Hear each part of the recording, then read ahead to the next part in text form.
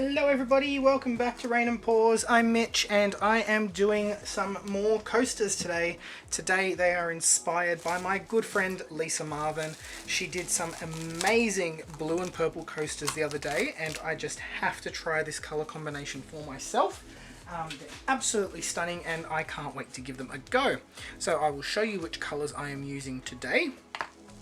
So for my colour palette today, I have Matisse Australian Sky Blue. This is one of Lisa's favourites. I'm not the biggest fan of it, I will be honest. It's a little bit purple, a little bit violet, rather than blue, but it is a soft baby blue, and Lisa absolutely loves it, but I'm not convinced yet. So I've also got mixed up here Australian Blue Gum, and this is more like a blue that's got more green in it. She used This Little Piggy Agapanthus, but I am going to use This Little Piggy Majesty. And I'm going to see how this goes. Because we've got all cool colours here, I wanted to add in a little bit of a warm one. So Majesty's that purple with a little bit of a gold shift. If that doesn't work out, I'll use Agapanthus because I do have that. Then I have Matisse Dioxazine Purple, beautiful deep purple. I have This Little Piggy Sapphire. I have Matisse Indigo. She used Atelier Indigo, but I really like the Matisse Indigo because it's a beautiful deep blue. And This Little Piggy Glisten. So Glisten is our blue to green color shift, and this is going to give it that wow factor that we want. Now I am going to get rid of whatever lump was in there because that is not the wow that I'm after.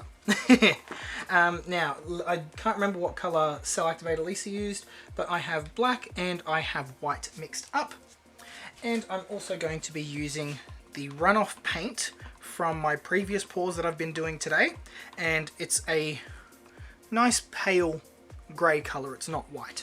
So I'm going to use this up first. It shouldn't make too much of a difference because we should have all of that colour covering everything up.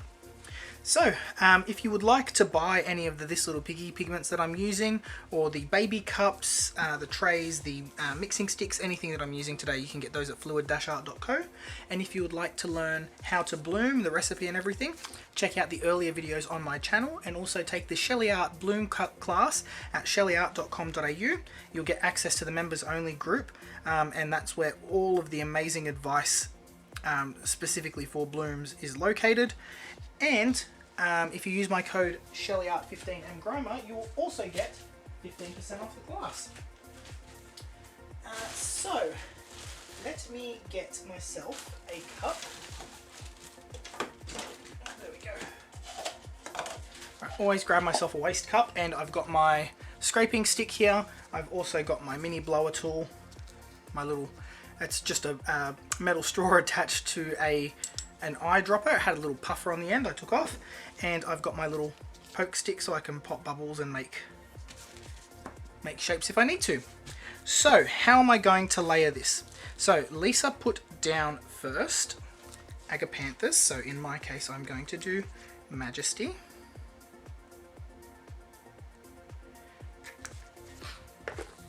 Then I don't remember what happens from here on out, so I'm going to go with my gut. And I'm going to try the Sky Blue on the base, and I'm going to go lightest to darkest this time. So let's do Sapphire next. Oh, actually, let's do Indigo next.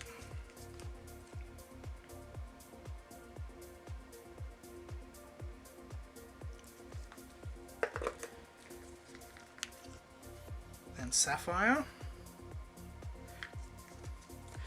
And then I think I want to do Glisten because I know she finished with the Dioxazine Purple. All of my paints have been freshly mixed up. They may be a little bubbly, but that's okay, I'm fine with that.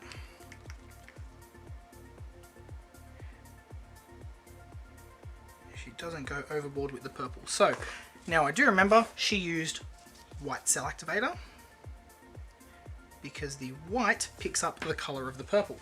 So that's what we are going to do.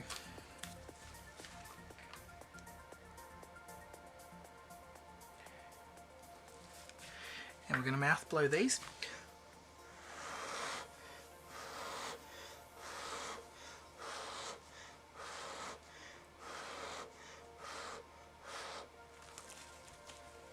Alright, let's give the cells a chance to develop.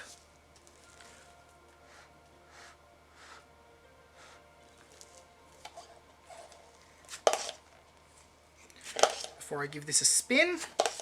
Now it's looking like my white cell activator may be a touch too thick. So I am going to give it just a little bit of a thin out with some more Floetrol.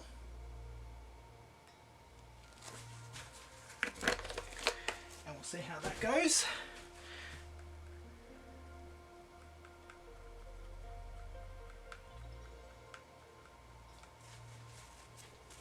Give it a spin. Oh, it's pretty. Lisa always comes up with the most amazing colour combinations, and she used to get really annoyed at people copying her combinations, and we used to say to her all the time, don't get annoyed at them, that's the highest form of flattery. They usually tell you that they are using your combo, and they look phenomenal, so as if we're not going to use them. So I think I'm going to put the indigo a little bit further down in the colour palette, because it is quite dark and taking over. But we've got the beautiful interference turquoise coming from Glisten there. It's such a beautiful colour. And I am losing the sky blue. I can't see any of that. And I can't see any of Majesty. So, second one. We learn. Let's layer. Let's change how we're putting things down. So I'm going to put down the sky blue first. Whoop. First I need a pillow, don't I?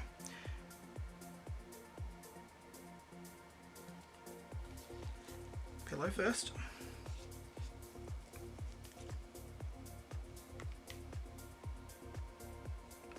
Sky blue. Matisse. Then I'm going to put the indigo, I think.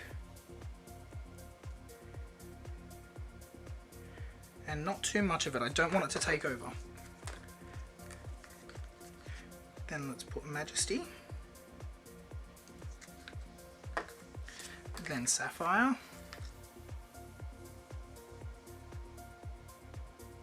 Now my Sapphire does look a little bit washed out. Ooh, now I have a dilemma. Because I need the Diox Purple to end up on top, but I'm going to put a little bit first, then the Glisten. The Glisten really makes this piece come alive with that interference colour, and then the Diox Purple on top.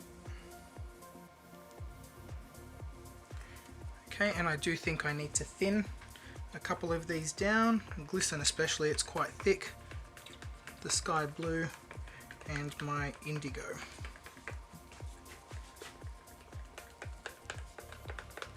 So just a little squirt of water. Now as these paints sit, they will get thicker. So once they're open, they are evaporating. The water is escaping from them. So you do need to thin them down periodically. Let's try again with the white.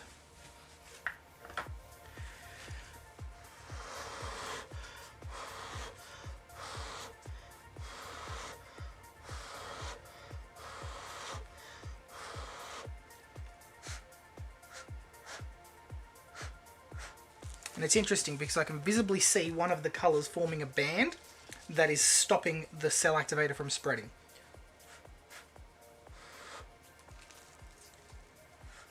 Not forming a band as in they're playing instruments, forming a ring that is preventing those colours from spreading. So again, let's give it a second to form, to cell up. And if your paints are too thick or too thin, they won't cell up properly. You'll get different cell activator patterns. I am not a fan of the big lightning lacing in the middle. That's not my style, but that does sort of even out as you spin.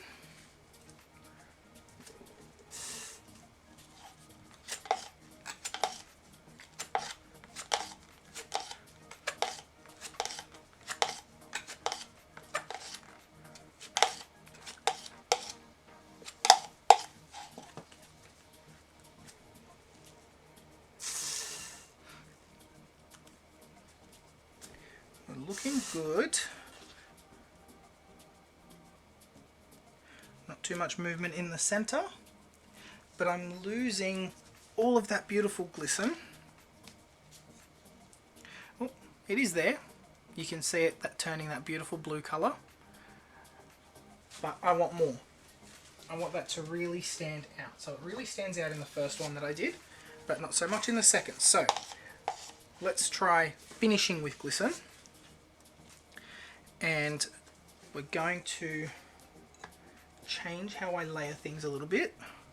Rather than dolloping them on top of each other, I'm going to drizzle them so I can see each individual color.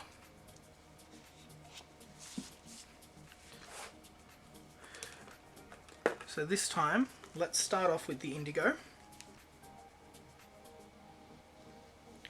And we do want a solid base of color for this. Then let's do the sky blue.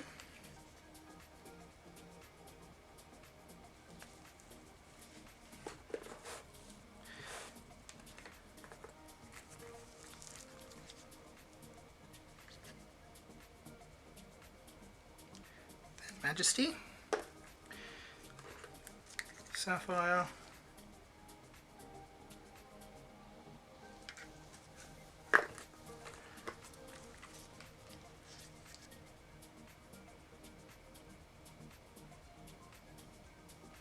dark purple,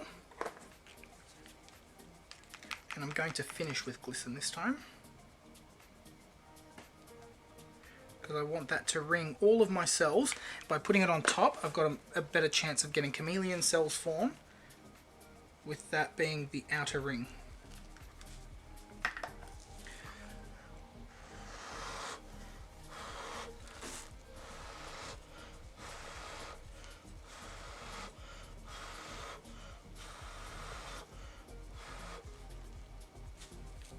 Alright, let's let that develop.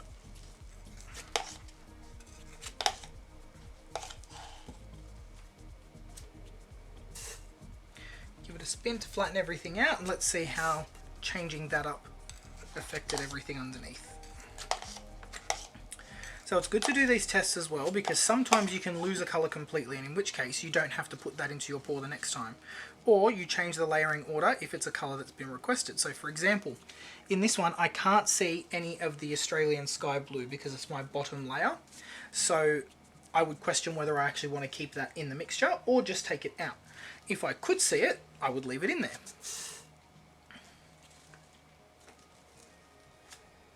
But I'm not getting any of it come through, so I may be inclined to just leave it out next time altogether. I will add it in on the last one just to keep everything consistent. And there, adding the glisten on top definitely gave much more of a defined look in terms of seeing that blue shine through. And whatever Lisa's camera does, it's just incredible. It makes the little piggies look so beautiful.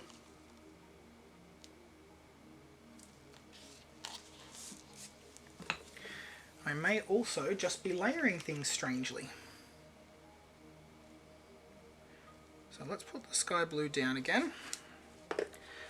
Let's do our indigo, and this time I'm only going to put indigo in like a weird circular thing, because my brain don't work sometimes.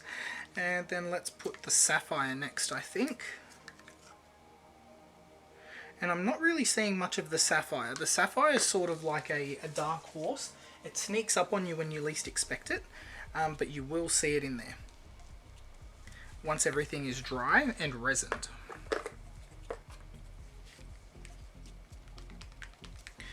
And I think what's happening is my purple is a bit too thick.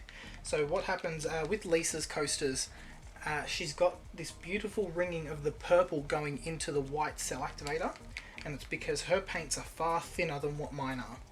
So what that lends to do is you get the colours blending with your cell activator, and it soaks up that colour.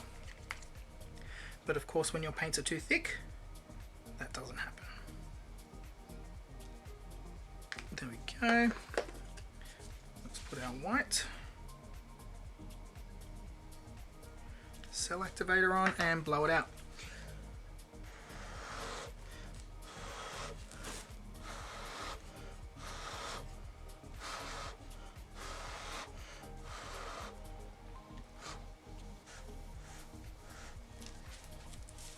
my white cell activator just doesn't behave.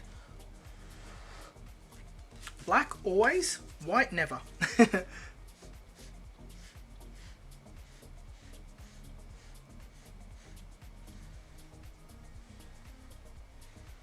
why you very rarely see me use white by itself. I'll always put it with black, and I put the black on top because it forms much nicer, crisper cells.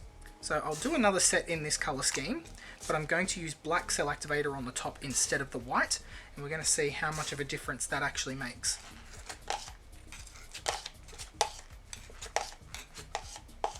The other thing I'm going to do with the next set is I'm going to swap out the Australian Sky Blue for the Australian Blue Gum.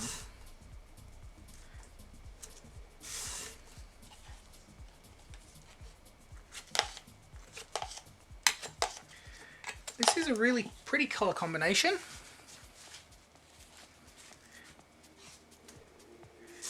I'm just not a fan of white cell activator.